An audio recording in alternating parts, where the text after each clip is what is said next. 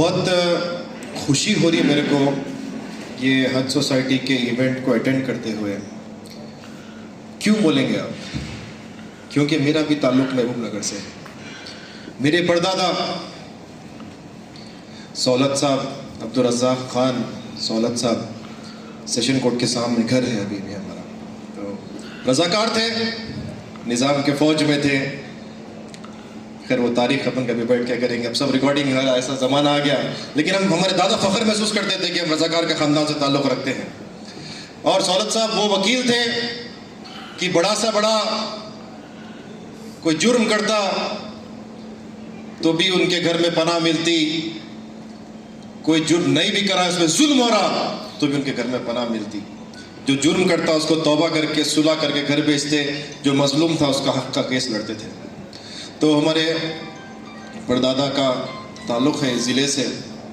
And ہمارے دادا محمد نذیر احمد خان نیر جو اس سوسائٹی کے فاؤنڈر بھی ہے اور کئی سال حاجیوں کی خدمت کرے ہیں. جوائنٹ ڈائریکٹر آف ایگریکلچر کے پوسٹ پہ ریٹائر ہوئے تھے. اس کے بعد سے اپنی زندگی انہوں حج کے لیے, حاجیوں کے لیے وقف کر دیے تھے. اور ان کا بچپن یہاں سے جٹچلے کے آگے گاؤں ہے نصر اللہ آباد بول کے, وہاں پہ گزرا. وہاں پہ ایک بہت بڑی درگاہ شریف ہے, حاجی نولنگر رحمۃ اللہ علیہ. ان کی خصوصی توجہ تھی. حاجی نولنگر رحمۃ اللہ علیہ حج کیے 9 مرتبہ, ہمارے دادا حج کیے 8 مرتبہ. اور ایک بار کر سکتے تھے کہ بولے کہ ان کے برابر نظر نیچے ان کے ختموں میں مزار ہے ہمارے دادا. ہر طرف سے 8 دروازے ہیں, میقات جس کو بولتے ہیں, جائران پہن کے جاتے ہیں. ہر طرف سے دادا نے حج کیا ہے سعودی سے. اور ہندوستان سے ایک زمانے تک لوگ کشتی میں جاتے تھے حج کو, ہمارے دادا اس میں بھی سفر کیا. اور بہت حج کرنے کے بعد ایک بار بولے کہ حج کا معاملہ ہی اور ہے میاں, کیونکہ میں گھر کا بڑا ہوں, ولیت تھا, ان سے خصوصی تعلق تھا, ہمارے گھر میں رہتے تھے ریگولرلی. تو ایک بار بولے کہ عشق کا معاملہ ہے بھائی, حج آدمی پیسے سے نہیں کر سکتا, آدمی اپنے فزیکل پاور سے نہیں کر سکتا. حج تو صرف وہی کر سکتا ہے جو اظہار محبت کرتا ہے, وہی طلب ہوتا ہے دربار محبت میں. حج وہ منظر ہے جو صرف ایک عاشق سمجھ سکتا ہے, ایک دیوانہ سمجھ سکتا ہے. اس میں کوئی لاجک نہیں ہے, کوئی سائنس نہیں ہے, اس میں تو دیوانگی ہے, کریز ہے. اور لاسٹ میں زندگی کے ایک بار ڈنر پہ بیٹھے ہوئے تھے اور یہ بول رہے تھے, میں پوچھتا تھا ہمیشہ, لکھائی پڑھائی کتابوں سے بہت بڑا تعلق تھا ہمارے دادا کا, محمد نذیر احمد خان نیر صاحب. یہ حج لوگ کہتے ہیں اور لکھا بھی ہے کہ گناہ معاف کرانے کی جگہ ہے, لیکن ایسا کریم مولا کہ میں پیدا ہوا تو ایک اذا میں, ایک کان میں اذا ہوئی, تھوڑی دیر میں ایک کان میں اقامت ہوئی, اور اب میں ایک نماز ہو جائے گی. اتنی سی زندگی کا حساب لے گا کیا وہ, جس کے بخشوانے کا مجھے کام کرنا ہے؟ نہیں, مولا تو کریم ہے. حج تو اظہار محبت اور تکمیل ایمان وہ عمل ہے. اور اس کے اوپر بولتے تھے کہ یہ محبت لوگ سمجھتے ہیں کہ دیوانگی ہے. نہیں, دیوانگی کے بھی اصول ہوتے ہیں, کیونکہ اللہ نے بھی محبت کی ہے رسول سے صلی اللہ علیہ وسلم. تو حج کے جو ہے اسٹرکٹ گائیڈ لائنس ہے, اس کے جو ہے اسٹرکٹ پرنسپلس ہے, فاؤنڈیشنس ہے, پلرز ہیں, اس کو علماء کرام بتائیں گے اور مختلف حضرات جو ہے سنائیں گے. 3 سال کا عرصہ گزر گیا کہ پچھلے جو سیمینار یہاں پر حج کمیٹی کے ہو رہے تھے تو میں اس میں آ نہیں سکا, مگر 3 سال پہلے مجھے یاد ہے الماس فنکشن ہال میں موجود تھا. وہاں پر اکبر صاحب بھی تھے, وہاں پر خلیل صاحب بھی تھے. الحمدللہ میں کافی لوگوں کو جانتا ہوں جو گھر پہ آتے تھے, وہاں ملاقات ہوتی تھی میرے والد صاحب کے ساتھ, نذیر احمد خان نیر صاحب کے ساتھ. اور یہ جب حج سوسائٹی جب فارم ہوئی تھی, میرے والد نے بہت کوشش کی کہ ضلع محبوب نگر سے حجاج یہاں سے اتنے نکلیں کہ ان کی میں تربیت کے لیے, ان کے لیے محنت کرو. تو ان کی آج یہ محنت دیکھ رہا ہوں مجھے سامنے. آج ضلع مختصر ہو گیا محبوب نگر, ورنہ یہاں پر اگر محبوب نگر پورا مکمل رہتا تو حاجیوں کی ایک بھرمار رہتی تھی. آج یہاں میں سمجھتا ہوں اور بھی ضلع کے لوگ جمع ہو جاتے تھے یہاں, ناگر کرنل وغیرہ کے بھی. تو حج سوسائٹی نظام آباد میں بھی قائم کی والد صاحب نے بھی, مگر وہاں پر ابھی بہت ہی سلو کارکردگی سے کام ہو رہا ہے وہاں پر بھی 2-3 آپس میں اپنے اپنے گروپ بن چکے ہیں وہاں پر، تو وہ لوگ اپنا اپنا کام الگ سے کر رہے ہیں. انہیں سب کا مقصد ایک ہی ہے کہ حجاج کی خدمت کریں، حجاج کو مشورہ دیں، حجاج کو سمجھائیں. تو میں ایک مختصر سی بات مکمل کر دیتا ہوں اپنی باتیں. 3 باتیں ہیں. سب سے پہلے آپ سب کو میں مبارکباد دیتا ہوں کہ اللہ تعالیٰ نے آپ کے لیے حج کے لیے قبول کیا ہے اور آپ لوگوں کا نام پرندازی میں ہے. بہت بہت مبارک ہوں. ایک بات. اور دوسری بات یہ ہے کہ جو منتظمین جو یہاں پر یہ جو آج کا پروگرام انعقاد کیے ہیں، یہ بالکل آسان کام نہیں ہے. اس کے لیے میرے والد صاحب مجھے پتہ ہے کہ 10 15 دن سے 1 مہینے سے کام کرتے تھے کہ کس کو بلاؤں، کس کو بلاؤں، کس کو فون کروں، کہاں جاؤں، حج کمیٹی میں جاؤں، وہاں پہ حج آفس میں بیٹھوں. کہ وہ زمانے راجشیکھر ریڈی صاحب کے زمانے سے یاد ہے میرے کو. والد صاحب جب چیئرمین بنے تھے ہمارے، خلیل صاحب کو جب بنائے تھے حج کمیٹی کے ضلع آندھرا پردیش کے زمانے میں، آپ سب کو یاد ہوگا غالباً. تو کہہ رہے تھے کہ ضلع محبوب نگر سے راجشیکھر ریڈی سے میرے والد صاحب نے یاد ہے مجھے، ان کے چیمبر میں انہوں نے حجت کیا تھا کہ اس سال محبوب نگر سے چاہیے میرے کو حج کمیٹی کا چیئرمین، اور کچھ نہیں. تو بالکل سخت احتجاج تھا اس زمانے میں. تو الحمدللہ جب یہاں سے محبوب نگر سے چیئرمین منتخب ہوئے خلیل صاحب، تو اس کے بعد ہمارے پاس کافی اجلاس ہوتا تھا گھر پہ بھی، محبوب نگر میں، وہاں پہ بھی، حیدرآباد میں بھی. تو قابل مبارکباد ہے. اور میں چاہتا ہوں کہ کوئی اگر سپورٹ کبھی بھی ہو ہماری طرف سے، ہم جب تک زندہ ہیں، یا آل جتی نذیر صاحب کی، میں، میرا بیٹا ڈاکٹر شہیب بھی، ان کے بعد بھی جو ہے حسن، یہ سلسلہ چلتا رہے گا. آپ کے پسات بھی سلسلہ چلتا رہے گا، نسل چلتے رہے، اور ایک دوسرے کو تعاون کرتے رہے، ایک دوسرے کو مشورہ دیتے رہے اور آگے بڑھتے رہے. یہ کاروان کو جاری رکھنا چاہیے. یہ کاروان کو جاری رکھیے. بس میری آپ سب کی درخواست ہے، اپنے بچوں کو سمجھائیے، یہ ضروری ہے. تیسری بات یہ ہے، میں آج محسوس کر رہا ہوں کہ میرے اطراف میرے والد صاحب میرے موجود ہیں، اور خواتین میں میری والدہ موجود ہوتی تھی ہمیشہ. دونوں مل کے، ابا اور امی میں بولتا ہوں، دونوں بڑی محنت کرتے تھے کہ کہتے تھے کہ محمد نگر میں اجلاس بہتر ہونا چاہیے اور کچھ نہیں. اور میرے دادا حضرت جس کو آپ واقف ہوں گے، عبدالرزاق خان سہولت صاحب، آج بھی مکان ہے ہائی کورٹ کے بازو، تو ہمیشہ جانا ہوتا. تو انشاءاللہ یہ سال تو بہت سخت ہے، اگر کوشش کریں گے. نہیں تو پھر ہم نسل آباد میں جڑچلے کے پاس والد صاحب ایک بہت بڑی جگہ بنائے. وہاں کہہ رہے تھے کہ میں یہاں پر حاجیوں کو بلاؤں گا ایک مرتبہ چائے پانی پہ، اور یہاں پر پورا بناؤں گا. بلکہ انہوں نے بیت الخلا 10-15 وہاں بنا دیے، وہاں 8-10 کمرے بنا دیے، سب بنا دیے. بنانے کے بعد انتقال ہو گیا. مگر ان کی ایک خواہش ہے کہ میں آج کل ضرور انشاءاللہ وہ پوری کروں گا آپ لوگوں کو وہاں پر مدعو کر کے. تو امید ہے آپ لوگ میری درخواست قبول کریں گے. تو اس کے ساتھ ہی میں آپ لوگوں سے درخواست ہے، میرے اکبر صاحب کو بھی، مرحوم کو بھی اللہ تعالیٰ مغفرت کرے، ان کو جنت میں آرام خواہ عطا کرے. اور جو بزرگ ہیں جو اس تنظیم کے پیچھے لگے ہوئے ہیں، ابھی میری ملاقات ہوئی ابا کے دوست سے، تو یہ سب اللہ تعالیٰ کو عمر دے اور صحت دے. اور میں پھر آخر میں آپ لوگوں سے ایک التجا ہے میری کہ میرے والد اور والدہ کے لیے ان کی مغفرت کے لیے دعا فرمائیے، جنت میں اعلیٰ سلام خواہ. آمین.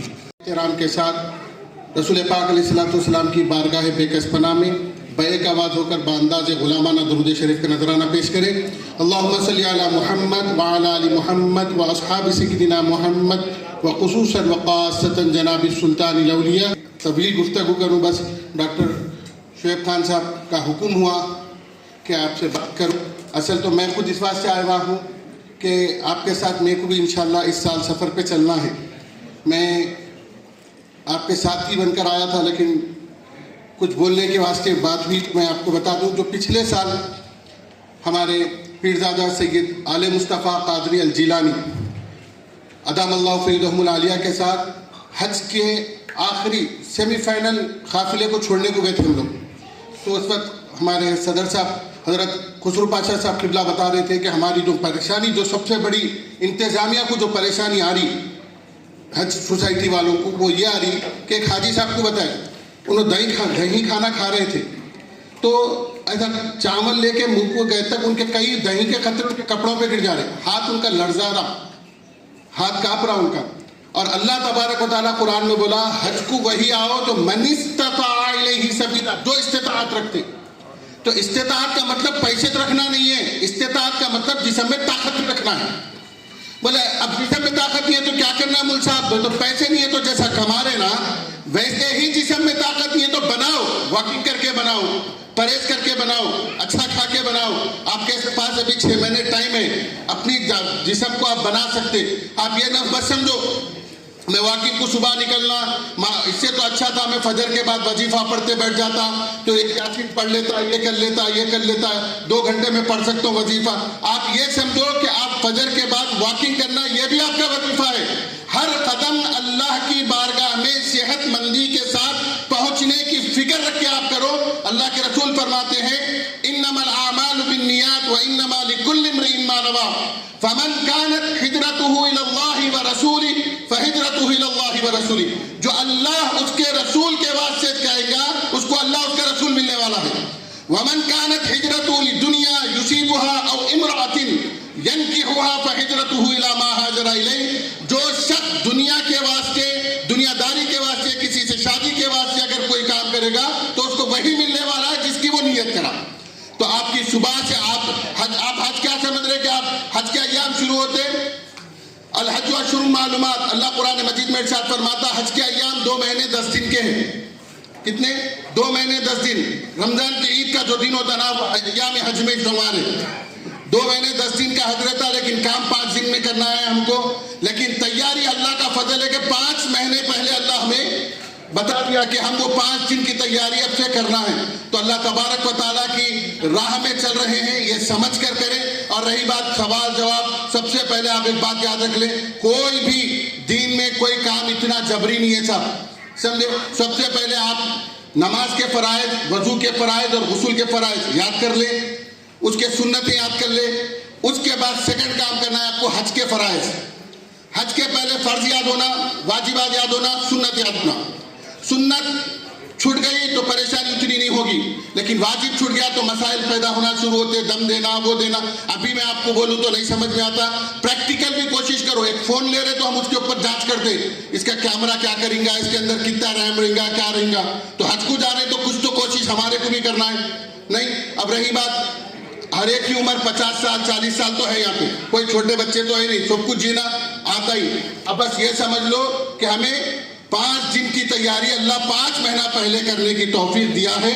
اللہ تبارک و تعالیٰ کے واسطے روزانہ یہ سوچ کر 1 گھنٹہ نکالو کہ میں اپنی حج کی تیاری کر رہا ہوں. کس کے لیے؟ حج کی تیاری کر رہا ہوں، اور وہ بھی نیکیوں میں شمار ہوگی. سمجھ میں آئی بات؟ تو انشاءاللہ اس کی کوشش کریں گے. اور جیسا کہ اللہ کا فضل ہے، اللہ ہمارے امت میں کثرت سے ڈاکٹرز کو پیدا کرے تاکہ ہماری امت آنے والی بیمار نہ ہو. اور یہ جو ڈاکٹر حضرات ہمارے لیے ٹائم نکالے ہیں، وقت دیے ہیں، اللہ ان کی نسلوں میں اور ان کے جتنے بھی مقاصد ہیں وہ پورے فرمائے، اور ان کی نسلوں کو بھی امت مسلمہ کی خدمت کی توفیق عطا فرمائے. ان کو اور ان کی ہم سب کو اللہ اتنا مستحکم اور اتنا معیشی مستحکم بنائے کہ ہم دوسروں کو دینے والے بنے. یہ حج ہمارے لیے اللہ اور اس کے رسول سے قربت کا ذریعہ بنے. اب رہی دوسری بات، رسول پاک علیہ السلام کی بارگاہ کی بھی زیارت ہوتی. اب حرم میں تو 5 دن کام کرنا اس واسطے صحت بنا رہی، اس واسطے نمازوں کی پابندی اور سنتوں کی پابندی بالخصوص کریں، کیونکہ ہمیں رسول پاک کی بارگاہ میں حاضری دینا ہے. تو چہرہ بتانے بھی تو لائق ہونا نا. یا رسول اللہ چہرہ میں لایا ہوں آپ کی سنت پر داڑھی رکھ کر، یا رسول اللہ میں آیا ہوں آپ کے بارگاہ میں اس واسطے 5 مہینے پہلے سے آپ کی اداؤں کو سیکھ رہا تھا. میں وضو میں کیا آپ کی ادائیں تھی وہ سنتیں سیکھ رہا تھا، نماز میں کیا آپ کی ادائیں تھی وہ سنتیں سیکھ رہا تھا. فکر کیجئے رسول پاک علیہ السلام کی زندگی کو سننے اور سیکھنے کی. اللہ تبارک و تعالیٰ آخری سانس تک ہم سے وہ کام لے جس سے وہ اور اس کا رسول راضی رہے، ان لوگوں کی صحبت سنگت سے بچائے جس سے اللہ اس کا رسول ناراض ہے. اور تمام انتظامیہ کو بالخصوص محبوب نگر حج سوسائٹی کو اللہ ان کے صحت و عافیت دے، ان سے اور ان کی نسلوں سے بھی حاجیوں کا کام لے، اور وہ اپنی خاص معیت اور قربت اللہ ہم سب کو عطا فرمائے. بجاہ نبی المصطفیٰ و آلہ المرتضیٰ و خصوصاً شیخ عبد القادر الجیلانی رضی اللہ تعالیٰ عنہ. الحمدللہ رب العالمین.